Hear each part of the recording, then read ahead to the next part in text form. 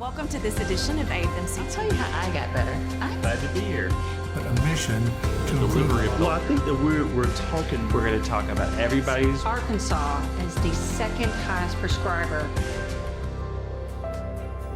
Welcome to AFMC TV. I'm Robin Ledbetter. Thank you for joining us. Today I have with me Dr. Chad Rodgers, who's the Chief Medical Officer for AFMC. Dr. Rodgers, thanks for being here. Oh, thanks for having me. So we're talking about social media and children and how that affects children today. So should we regulate how much exposure our youth has of social media? Yeah, it's been an interesting conversation, and it seems to be the thing that a lot of people agree on, especially you see a lot of kind of legislation beginning to kind of stir on the national and on the state level, because I think people are really beginning to understand the impact of social media on children and sort of the long-term effects, is even some of the really dangerous effects of social media.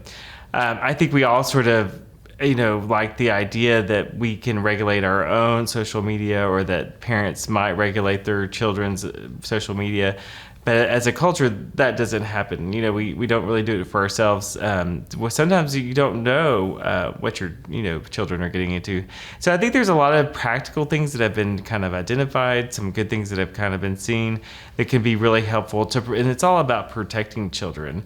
I mean, I think as a pediatrician, a lot of times we were kind of trying to put stuff out on social media that we thought was good information, that is helpful, that would help people be healthy. And if you, Robin, are looking for that, you're going to find my feed, and then you're going to go on to another feed, and it's going to reinforce those messages you hear. But what we've realized is that there's a lot of stuff out there that if you are looking and it's either disinformation or bad information, or it might be something related to mental health or eating disorders, those will take some children down a very different path. So we need to really kind of be more conscious about what kids are exposed to, how early they're exposed to things, how they use social media in their life, and how they use just sort of the internet in general as they grow. So I think that there's some real kind of just practical parameters that we need to start thinking without limiting people's civil liberties, because there is a lot of good to social media as well, especially during the pandemic. I mean, it allowed us all to stay connected.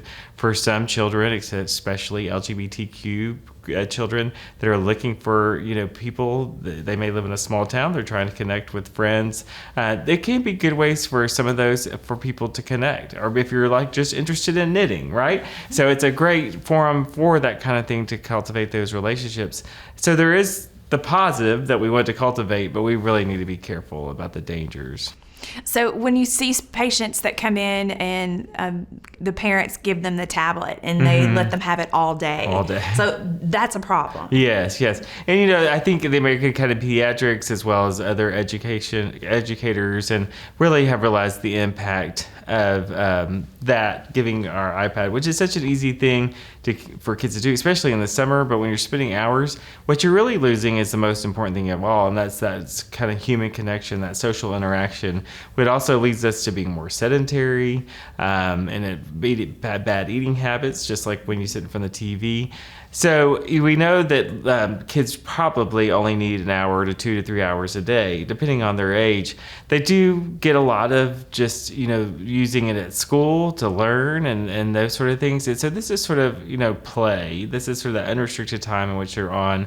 We really need to be conscious. And it's not a replacement for human relationships. And for very, very, very young children, like babies, it can almost be dangerous, because those kind of social cues, that back and forth that happens between a parent or another caregiver, are really the crucial building stones to kind of helping that child develop their healthy brain. So we really need to be more careful about that. What should parents look for? Yeah, I think it depends on the age. I think probably the most concerning group is that adolescent age group. We know that a lot of excessive use of social media is going to lead to some depression and anxiety. So thinking about the things that you see with that. So it's not unusual for a teenager to withdraw to their room, and we should respect their time alone.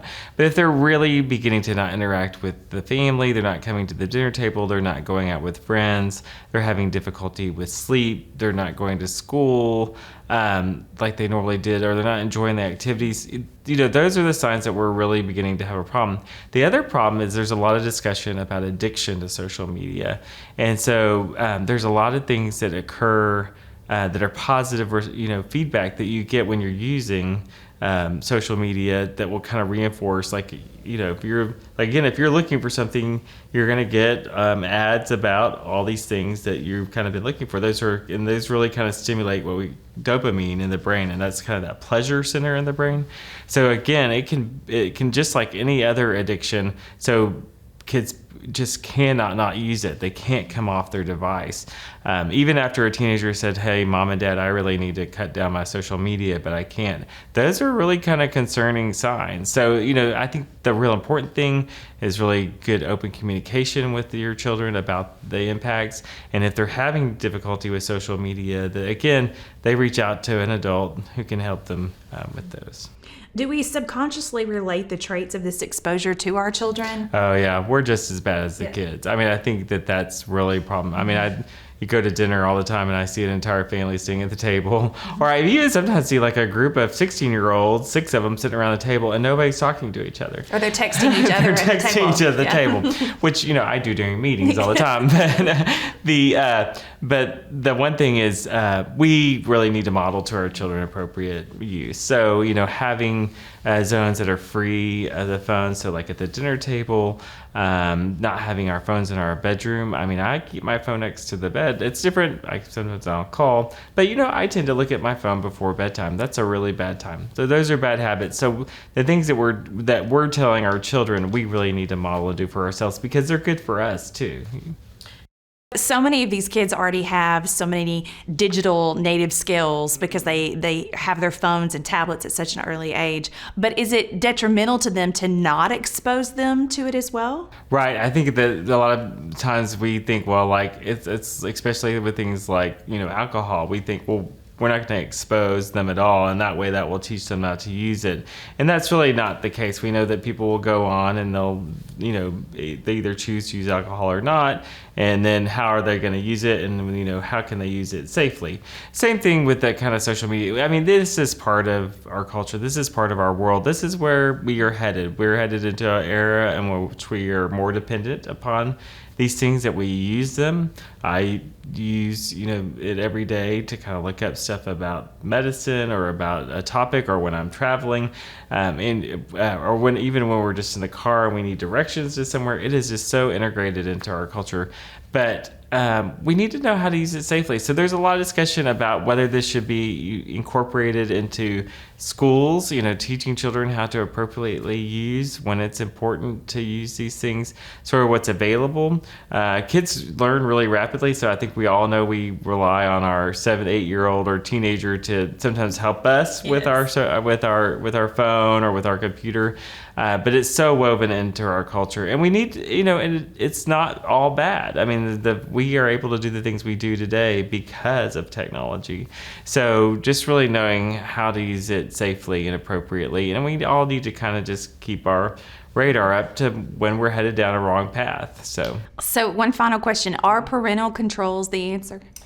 Well, I think they're part of the answer, and I think that's the real struggle. And again, I think you can get into some discussion about civil liberties and limitation of, access to news, which is concerning in other parts of the world. But I think, again, it's one of the many pieces to the solution to the problem, and I think it's a good start. And I think giving parents some good guidance on that.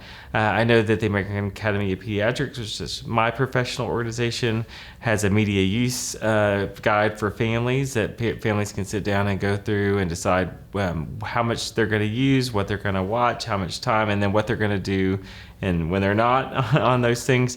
So I think there's a lot of good tools out there to kind of help guide us as parents, because we're learning too, right? So there's several good resources, but I think we kind of have to put a little effort and time into it. Well, thank you, Dr. Rodgers, for being here today and such an important topic. Yeah, thank you. And that's it for this episode of AFMC TV. Thanks for watching, and have a great day.